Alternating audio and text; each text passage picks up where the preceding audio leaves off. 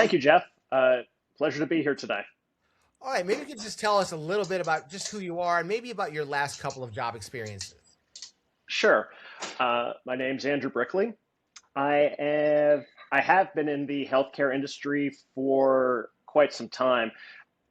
Got into the industry completely by accident. My undergraduate career was spent preparing to be a maritime archaeologist until my advisor going into my senior year said, well, there might not be a lot of jobs in that market for you, which probably would have been a good conversation to have a few years earlier. Exactly. However, uh, still love everything that has to do with the lore and the history of the sea to this day. But that's another podcast for another day. Yes. I ended up, since I put myself through school, undergrad, I said, well, I have to prepare myself to get a job.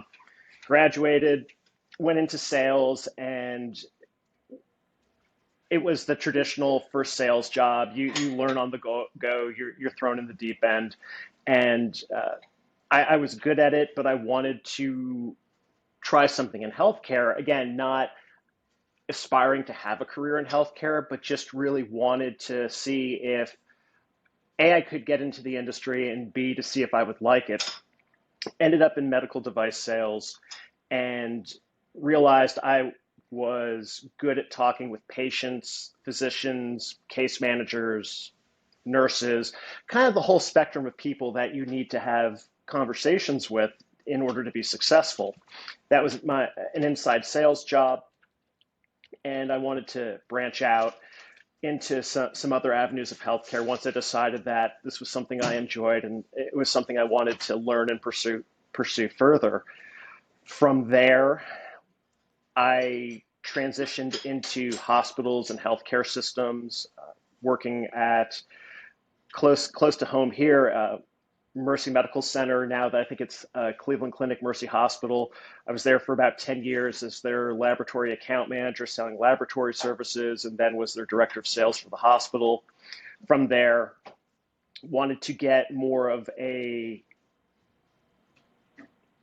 wanted to get more experience on the operations of a hospital, just not on the sales side, but really the finances, the service lines, the all the things that really make a hospital work that probably a lot of people on the outside looking in don't go into the healthcare system that we have today.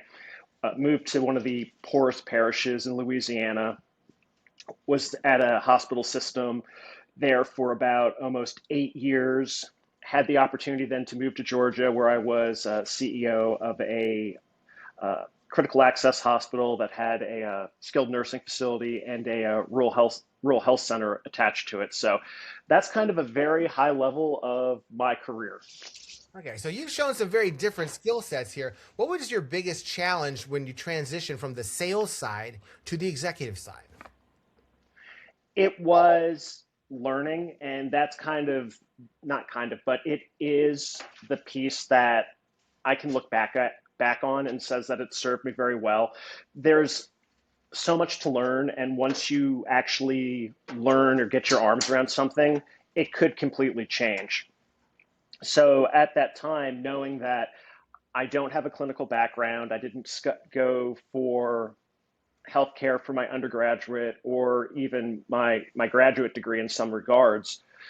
I needed to better myself. So, being a member of the American College of Healthcare Executives, I started to commit to getting board certified in healthcare management, which takes their members and really gives them 10 areas to focus on being a well-rounded leader.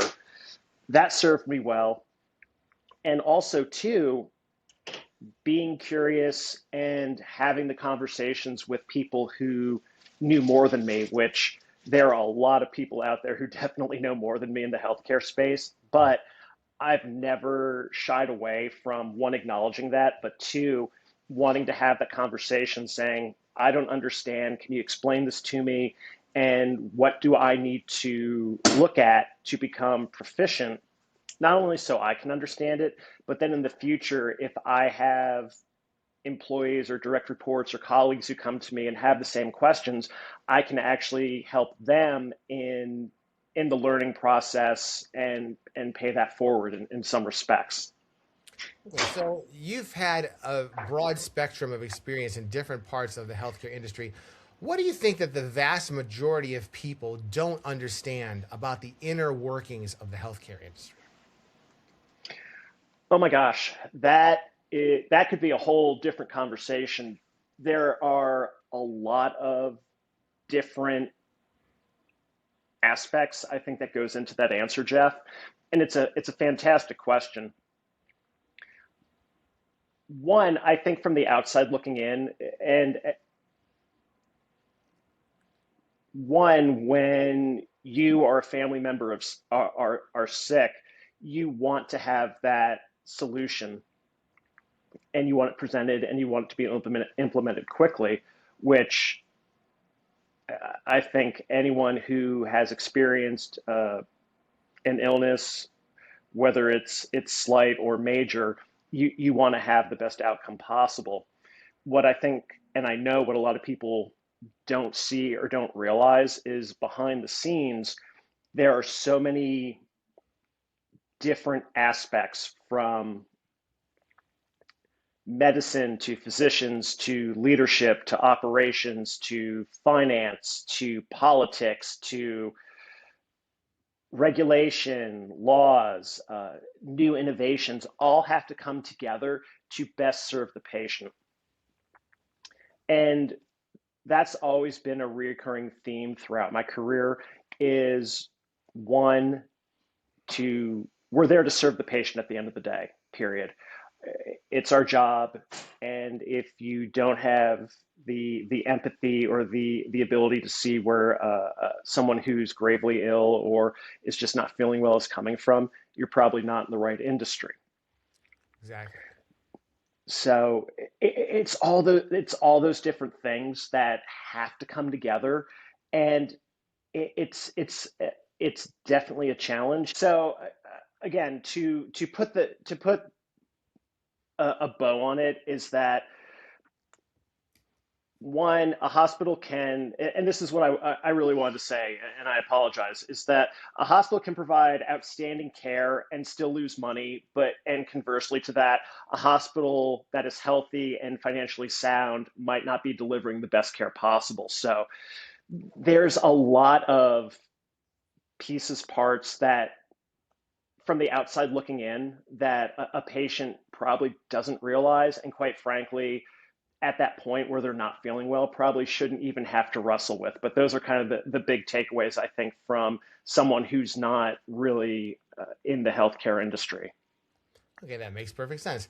Okay, so what programs have you developed and worked on that you would consider like the highlights of your career? That that's a very fun question. Well, there are quite a few, and I really enjoy the innovation disruption space in healthcare, creating better resources for patients because I truly believe that healthcare is a consumable consumer product. It's not like it was when my parents or my parents' parents had doctors, like you had one doctor from cradle to grave. And now it's people bounce around because everything is so much more accessible. Getting back to your question, however, there are several programs that I've been able to develop by working with some fantastic teams throughout my career. The first one that always comes to mind is when I was at Mercy Medical Center, and I went to my then administrative director, fantastic woman I had the opportunity to work from, and I learned so much from. Her name is Marianne Burich Basia, and I went to her and said, I think we could go into nursing homes and get specimens from patients and bring them back to the hospital. So creating a traveling phlebotomy program, and it it was I was given the opportunity to pilot it, and it worked. And once we proved that it worked, we were able to then go from having one or two clients just on the pilot to where I think at one point we might have had 30 or 40 different locations that it grew into. So it was really my first experience growing a, a service line, hiring people into it, creating policies and procedures around it. So that was a lot of fun. Another fantastic learning opportunity I had was while I was in Louisiana. I worked with not only the health system I was at, but the local school board. We created a school rule telemedicine program, which that was not my idea. I didn't conceive that idea. MUSC, the Medical University of South Carolina, really got into this space early on and were the leaders of that. And my wife and I were on vacation one summer in Charleston, and I reached out to some folks at MUSC and said, I'm really interested in this. Could you take mercy on me and maybe show me how this is done? Because I'm interested in, being completely transparent, taking your program and placing it into another rural region. And they were so fantastic and accommodating. So was able to take the program, the structure of the program they built, went back, wrote a grant to get the equipment, and we were able to get into the a few of the schools, or I think it was one of the schools. It's been a few years now, and we're able to make a difference for kids who were needing to have healthcare in a rural community. All right. Now, here's a question that comes up in literally every interview of any kind these days. What impact has artificial intelligence had on the healthcare industry? I Jeff, this is just strictly my opinion. I think right now it's too soon to tell. I think with all innovation, I think it creates a lot of, we need to hurry up and we need to get in front of that, but it's evolving so quickly. What I I think the better conversation healthcare needs to be having right now as leaders or caretakers or any word you want to use. I believe that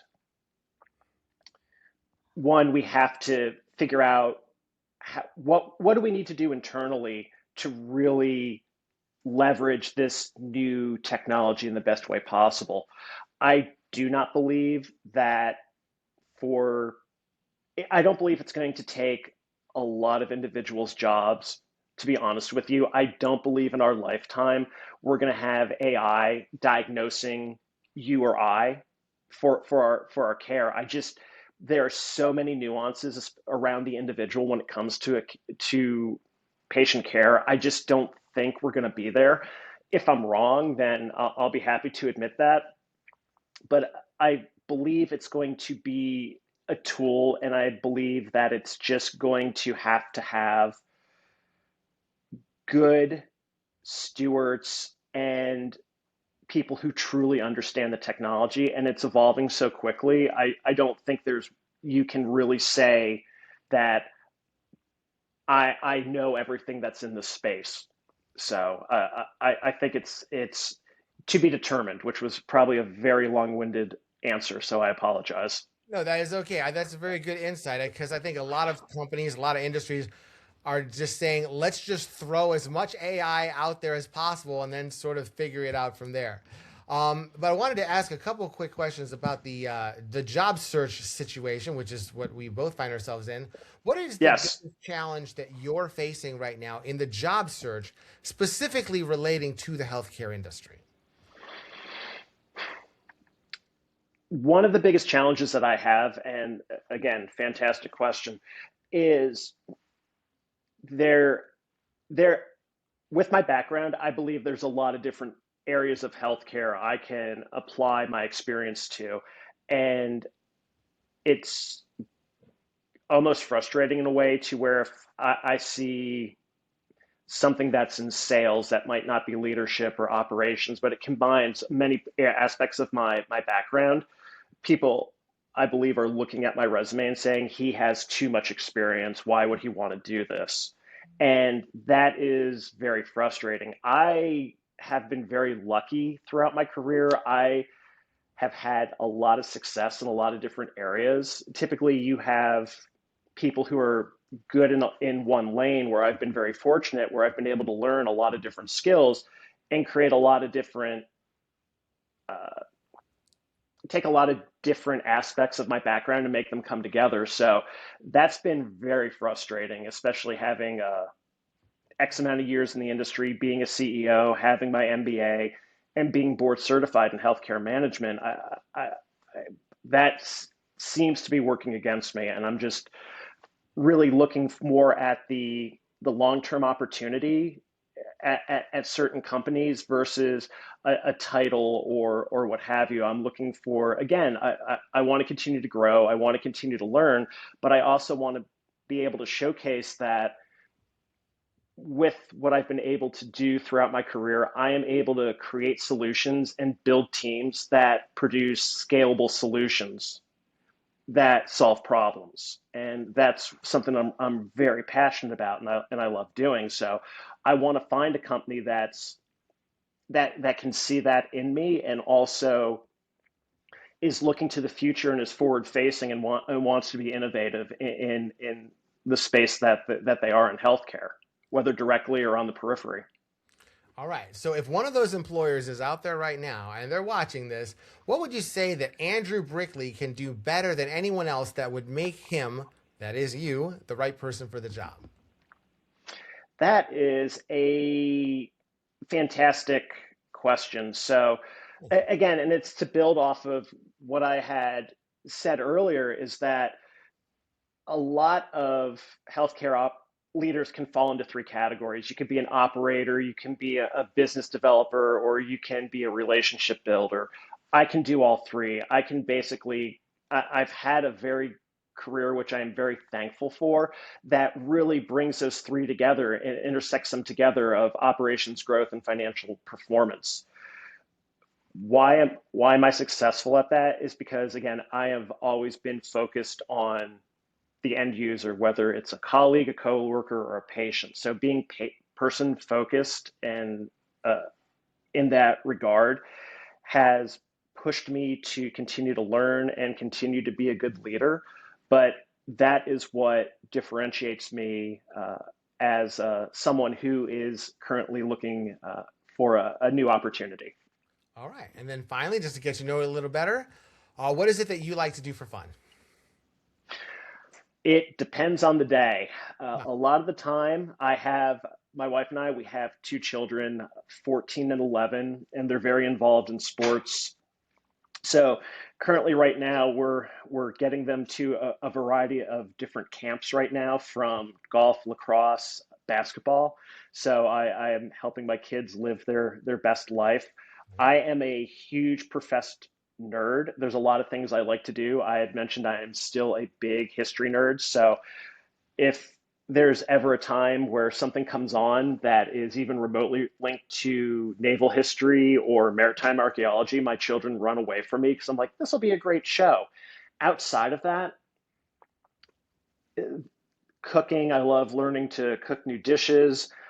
Traveling is a big passion of both my wife and mine alike. Learning new musical instruments. I'm currently trying to still master the bass guitar in my spare time, and love coaching youth sports, and love also playing sports recreationally, golf, tennis. Those are the two big ones that I've gravitated as of late. So that's what I like. That's what I enjoy doing. All right. So you're a very well rounded healthcare executive and a very well rounded person overall. All right. Anything else you'd like to say before we go, Andrew?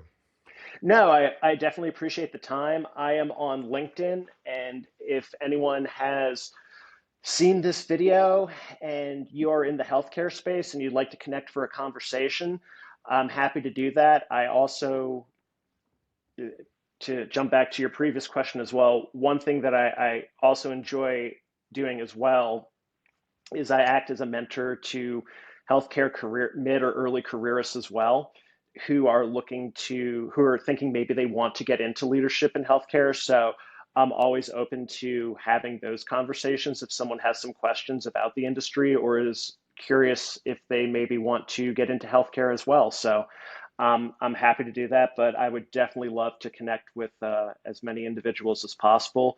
If there's something I can do to help you, and if you're in this situation, I will do whatever I can to help you as well.